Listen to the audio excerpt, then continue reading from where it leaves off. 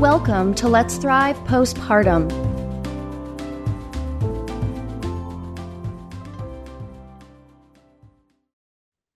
Welcome back to Let's Thrive Postpartum. I'm Kelly. And I'm Ashley. And you are going to love the conversation that we are having today. So, we are privileged to speak with Shanon and Matthew Morris. Matthew, a Texan in heart, is a United States Marine Corps veteran and former Cobra pilot who, within 1 year of being medically separated from the Marines, became a father, published his first book, and traveled to 15 different countries in an attempt to answer the question, what actually is the partner's purpose during pregnancy?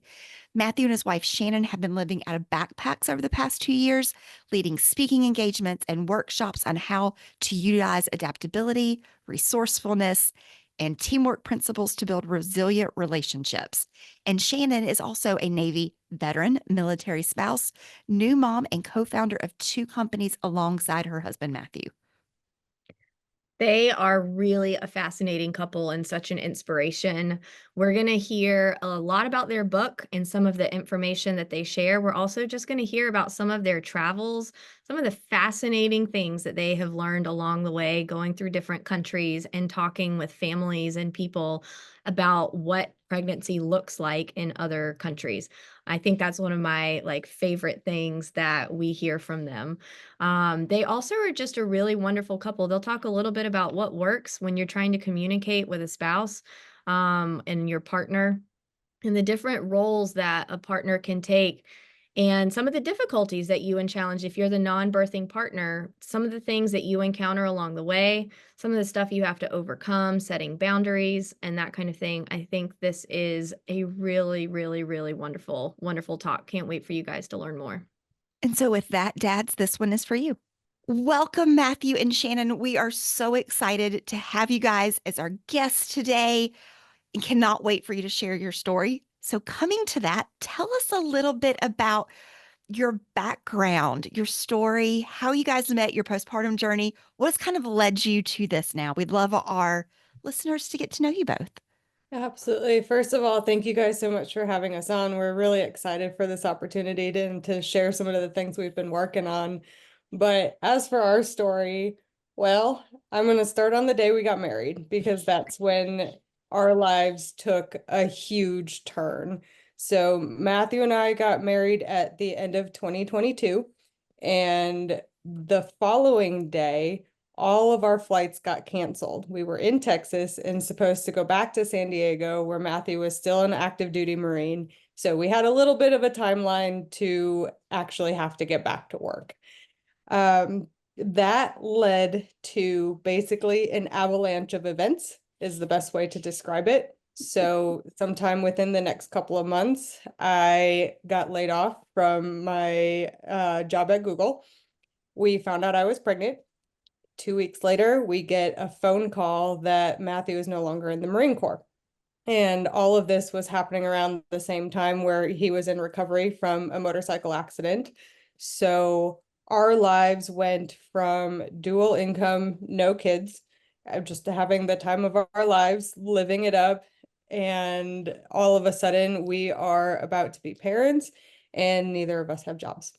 Yeah. So that kick-started our pregnancy. Just a few things. Right. Welcome to the beginning of marriage. No stress. Yeah, not at all. It's exactly what we expected. But in true fashion, we said, okay, hop on and hold on. That's kind of our life motto at this point, because you never know what's coming around the corner.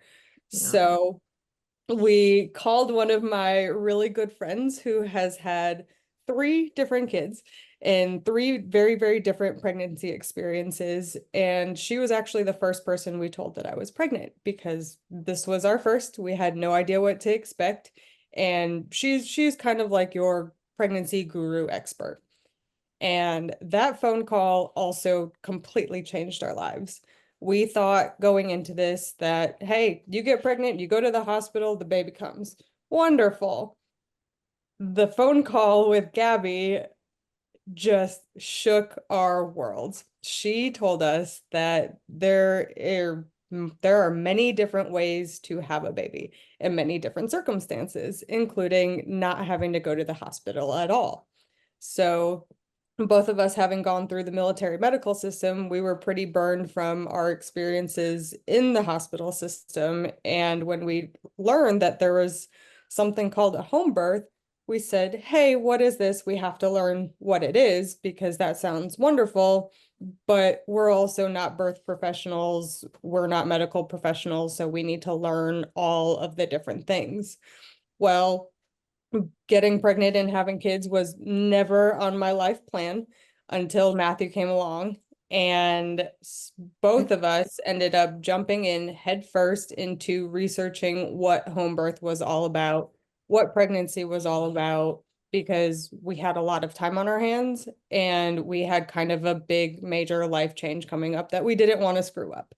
So that more or less kickstarted our journey on this and set the precedents for parenthood and beyond, where we did a whole lot of research. We prepared ourselves, our own bodies, and had the opportunity of a lifetime to really shape the lifestyle that we wanted to be able to bring in our baby into the world safe and healthy. That's wonderful. Matt, do you have anything you want to add to that? Wow. Yeah. So to reiterate, over the course of 7 months, we got married. We both lost our jobs and we found out we were having a baby. And that,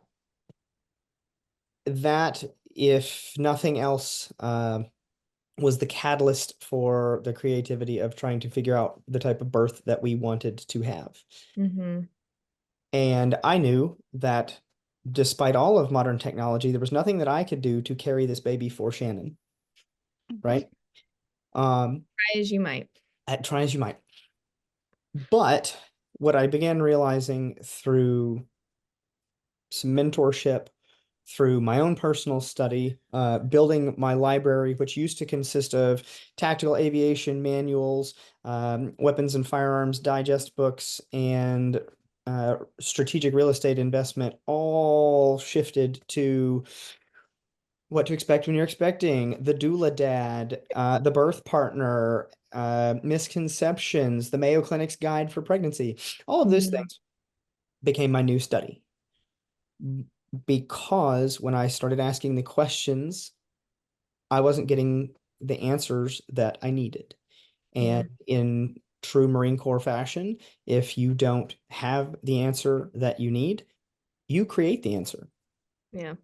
And so that is what funneled us into putting the partner's purpose during pregnancy together and building that into something that genuinely believe can be that guide for men and partners that were like me that said, okay, you're going to do the lion's share, but I'm going to figure out what zebras need to do. I love that. That's a great analogy.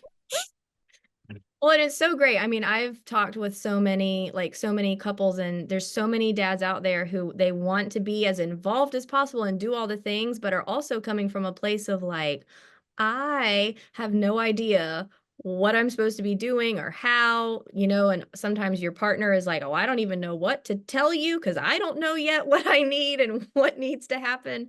So as you guys were doing all of this study and like getting all of this information and feeling really solid and like what you wanted and what was important to you, like how'd that translate into like birth, postpartum, and everything afterwards? A lot of that came from things that we didn't want. Right? We saw a lot of examples of I don't want that. I don't want this type of medication. I don't want this environment. I don't want Shanon to be in a high stress or in a situation where added stress is there, right? The birth experience is stressful enough when everything goes the way that you want it to, but nothing ever goes the way that you want it to. So how do you make as good a plan as possible to mediate or mitigate those unexpected things? And that is half of what the partner's purpose is your preparation, right? Yeah. genuinely believe that the best way to combat postpartum symptoms, whether it's the birthing person or the partner, is to prepare yourself during the pregnancy, right? Yeah. And fortunately, the pendulum has swung into a direction where partners who are expressing a desire to be involved, dads who want to be involved, are no longer looked at as having a lack of masculinity or having a lack of aggressive assertiveness. It's quite the opposite. Looking at the men that I interacted with, even looking at my own father, looking at Shannon's dad, right? The energy of, well, that's woman's work. It's almost non-existent anymore. And when you do see those examples, it's very easy to guide into a direction of, well, it's not your job or her job, it's your household's job. Yeah. Mm-hmm. And then with that, then comes the how. How do you do these things? How do you expect a mom, a brand new mom who's never had any formal training, how do you expect her to know how to breastfeed? Just know, right? You're just born with it, right? You Yeah. just know, right? No, of course The most not. natural thing in the world, That you've never done and it's awkward. Right. Yep. How, in the same sense, do you expect a dad who has never managed a brand new infant, never managed a post-major physical event partner, how do you expect them to know what to do? Yeah. You can't. You have to give guidance. You have to give training. You have to educate. And that is so much of what PPDP is all about, is giving you those condensed, tangible steps to at least point you in the right direction. I love that. And let me ask this before we get into some sample snippets that you could tell us that some dads can walk away with. I heard you have done a ton of research to put this book together. And I heard that you went to 15 countries and were doing research of men and partnerships around the globe. Tell me that story and why was that important to you when you started doing your research for not only your own fatherhood experience, but for this book entirely? Yeah, I'm super excited. I love traveling, so I was really excited to hear about that. Well, we were in a way forced into the situation. With everything that happened all at once, we looked at each other and said, we don't have to be here. We were out in the suburbs in Southern California. It's not where either of us wanted to be. It was where Matthew was stationed, so we had to be there. And we saw this as a golden ticket to really start over. But with the suddenness of everything, we had no idea where we wanted to go. And I had gotten out of the military 6 years before this. So I, at some point, did go home, and that wasn't the right choice for me. So when we are looking at each other and saying, well, we have the opportunity to build a home, where do we want to go? If the answer is I don't know, then we probably should put on a backpack and go figure it out. Go try on a bunch of different places. Exactly. Brilliant. And that's how it started, was trying out a bunch of different places, but not just that, seeing how the other parts of the world lived. And specific to pregnancy, a lot of different places in Europe approach it much more of a life event instead of a medical necessity. So we wanted to find out from the people who are actually going through this, from the doulas, from different parents, what is it like giving birth? What is it like being a parent in different countries? Do we want to give birth somewhere else that's more conducive to the lifestyle that we wanted? Or really, where do we want to go and what do we want it to look like? So that's what sparked the research, was for our own awareness, because all of a sudden you're opening up this can of worms of the world is your oyster, but you're doing this in your 30s, where we know to ask the questions because we've been screwed over, once or twice and have learned our own lessons. And so when we have truly the freedom to do whatever it is that we want to do, and we have this big life event coming on, well, we want to do it right. And how do we do that? By going to talk to as many people as possible. Yeah. What was one of the most, I don't even know if I want to use the word like surprising, but like a moment where you were just like, wow, when you were in a particular country or place or story, like, We were in the Czech Republic for me when we were talking to parents and baristas who just knew people, where we found out that moms and dads get parental leave, and it's funded by the state. It's 1, 2, 3 years. If you continue to have kids, you are continuously getting paid for this. And we just looked at each other and said, what? What do you mean mom and dad get to do this? And then we found out that in some places, grandparents get to do this too. Granted, the government and the tax systems are a little bit different that support it, but the fact that that was the norm and having to fight for some of these rights in the US is not, just blew my mind. yeah. Yep. Yeah. Wouldn't that be amazing if that was just part of our culture as well, that we really supported both parents while their Yeah. child was born and the Yeah. time after? I really love what you said earlier, about how other countries see it as a life event and not this like a medical event, because you're right, right? Like I know in Europe and other countries, the way that it's treated and the way that people are approaching pregnancy and healing is like, this is kind of a progression that most families take. Accommodations are going to be needed. You're going to need extra support. Like your household expenses go up. So maybe there's some subsidies and other things that come in to help families along the way as they grow. We're going to make it possible because it's something that, a huge portion of the population is doing. Rather than sometimes the feeling you get in the US is you're like, oh gosh, like, how am I gonna afford this? Can I do this? Like, I'm not gonna have any support. Like, how am I supposed to go? I have to go back to work right away because I'm not getting any help with anything. But how am I supposed to work when I have a 4-week-old tiny human that can't do anything for themselves? Right. It's Just very just counterintuitive. pay a third of your income to childcare. That's how you do it. Yeah. Yeah. Right. Crazy. Yeah. That's amazing. Oh My gosh. my aha moment actually came more recently. We were in Croatia and Oh, I found love out that the state or the country mandates partners take 1 day a month to go participate in some type of birthing or education class. It is required. The government says you will go do this. Yeah. And, coming back to the States, you're lucky if you can get permission to go do this Mhm. and get and still have the time, whether it's paid or not. Yeah.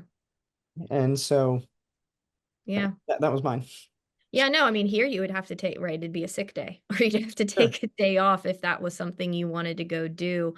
And it kind of it's interesting to show like where values are, right? Like if values and importance is placed on the family, there are lots and lots of things that other places do where it's very clear that that is what they're supporting. That's wonderful. You guys were able to see that.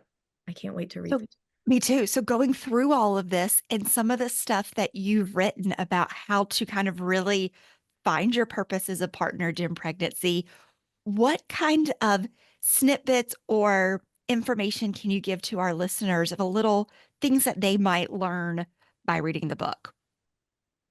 So And fortunately, tips you have. Yeah. sure. We wrote it in such a way that you can finish the entire thing in about half a football game, right? I'm saying this to you, dads. Like, you cannot tell me you do Brilliant. not have time. If you're going to plop on the couch for a Sunday afternoon, crack this thing open. You have no excuses. But if you have to start somewhere, and this is the first purpose in the book, is be there, right? There is no perfect solution to fatherhood. There is no perfect solution to managing pregnancy as the husband or partner. However, it sure helps when you're there. right? And that leads into the second most discussed point, which is to enforce her boundaries. For us, because we exist in such a non-traditional way, but come from very traditional families, there were periods of having to clearly articulate the reasons that we were doing what we were doing to those who love us the most. And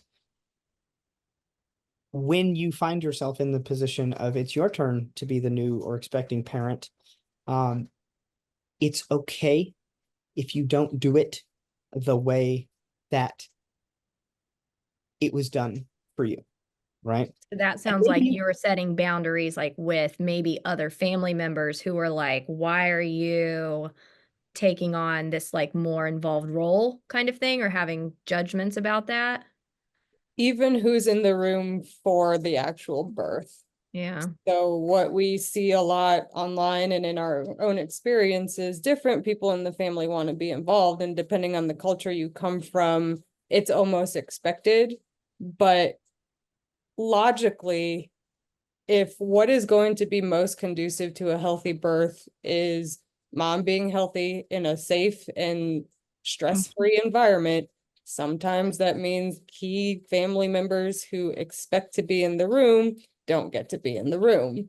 Or there's a period of time before everybody comes over to check on you, because I'm sure you guys know it's exciting to have a baby. So everybody wants to come see the baby. Well, mom just suffered a pretty big trauma, so she needs some time to heal, and not to mention time to bond with baby. Dad wants to bond with baby or co-parent, whoever that may be.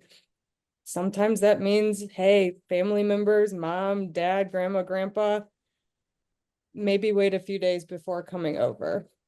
So we've had to learn to navigate that and realize that we are not the only ones in those situations, but there are so many boundaries that you can work together to change the way that things always have been, and for the better. Yeah. And it's so hard those first going through that as a mother, those first few days afterwards, your hormones are all over the place. You just went through trauma, and having to be the one to say, no, please leave the room in the middle of that situation, or no, I don't want you here, is just too much to do. So it's amazing that, yes, that you are there. And that, Matthew, you're the one saying, this is my role. I can help with this, because it's a lot to ask a mom to also be firm in boundaries, everything at one time. Yeah, especially since our generation and the generation that's having kids now, this is something that we are still learning or trying to unlearn.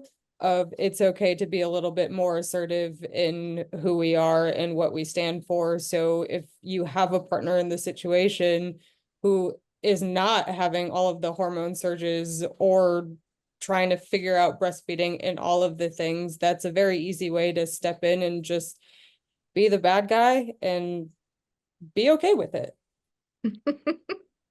What have you guys found between the two of you, like communication wise, or like what's been really helpful, whether something you've like learned through the travels or just kind of figured out along the way that you want other people to hear, like how, in terms of how you talk to each other, the way you say things or what you say, like what works? Make her a sandwich. So, all right. Food does help. Food, man. Don't do it on an empty stomach. Don't. Hell no, right? Breakfast is the most important meal of the day, but the other 4 meals are important too. So make her a sandwich is kind of the cheekiness of Partner's Purpose. But the point behind it is, as she is managing all of these things, right? As she is going through the both physical, mental, and emotional roller coaster that she is, the one thing you can do is take something off of her plate, right? For me, it was cooking, right? Cooking makes me happy. cooking does not make her happy, I right? do not belong in a kitchen. Same. Yeah, And Kelly, you hate cooking. I'm terrible. I'm not allowed in the kitchen. she's a very good cook, but she doesn't make her happy, Yeah. right? So in every pair, every couple, there's something, right? Is it the cooking? Is it the cleaning? Is it the laundry? Is it picking up after the dog? Is it putting gas in the car? Whatever that thing is, and you know what it is, partner, husband. I'm looking at you. You know what it is. You know that thing that your wife hates. Do that. Yeah. Just do it. And I'm surprised you didn't say your favorite. It's not in this book, but it'll be in one of the next ones, is Fight Naked. So you can take it physically and literally if you want to, or you can take it more of put everything on the table. You talk about all of the things, even if it's not a fully formed thought yet, knowing that you're going to work through it together and that you're not going to pass judgment until you figure out what's actually going on.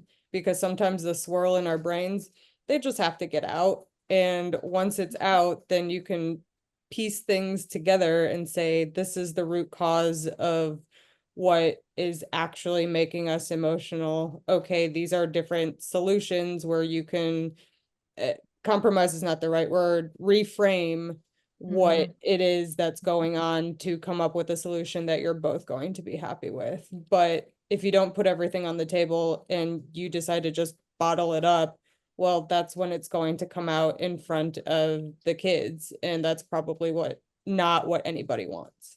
Yeah.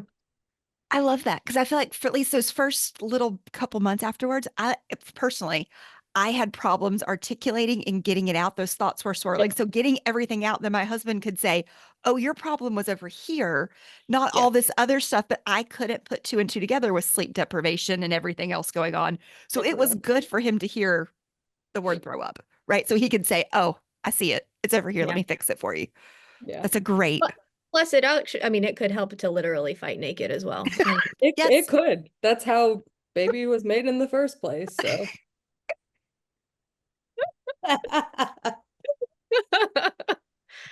I mean, it won't last. The argument can't last as long. I mean, sometimes when you just have to bring, whether it's humor or something where you're like, well, this is ridiculous. Yep. And it makes fighting way more fun. It does. It does. If anybody hasn't tried it, I highly encourage it. See, this is why I should get a medical license so I can prescribe naked fighting. Yeah. There you go. Next Is that part? I'll pass that on to my clients next week. So. Yes. Yes. We're having relationship troubles. Well, I have a solution for you. I have an idea for you. Well, let me ask this. Is there anything else that you would want to share to the partners listening or to the moms that are listening that we haven't asked you both about yet? I'll go. Bro, you're not alone. Okay? Like, and if you feel like you're alone, send me a message. www.thepartnerspurpose.com. I swear you are not the first and you are not going to be the last, but you're going to feel like it. You're going to feel like I'm messing it up. I'm setting her up for failure. This baby is going to stand no chance. Deep breath. Okay. Use the 4-count breathing technique that we talk about in Partner's Purpose. Send me a message. You don't have to go through it alone. One team, one fight. There you go. And I think for the moms, use Reddit with caution. And when you're competing with other people, one solution is not a fit all. Yeah. So whether that's your pregnancy journey, whether that is parenting, there's 1,000 different ways to do it. You don't have to get a stroller if you don't want a stroller. You are not wrong. It's whatever is right for your family. And some of the things that you have to decide about how you want to do it keep that in your family. The minute it gets out and you invite other opinions in is the minute where everything kind of starts to get a little bit chaotic. So I think one of the biggest reasons we're showing up together is because this is a team effort. It's about family resiliency, and it's about both partners being in the right headspace, not just mom's health, but mom's health depends on the partner's health, and the partner can support the mom, whoever the partner is. So if you approach it as a team sport instead of an individual one, and you keep things in and have somebody backing your play, it just makes it 10,000 times easier. Yeah, I love that.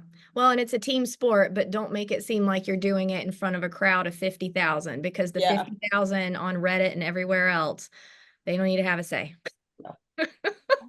I And like what's that. going on. Yeah. I love that the teamwork aspect, because I think the hard reality of what's going on around the world, but also in the US, is that the social family, the whole network of support that new parents have had historically and in other places, it's just not the same.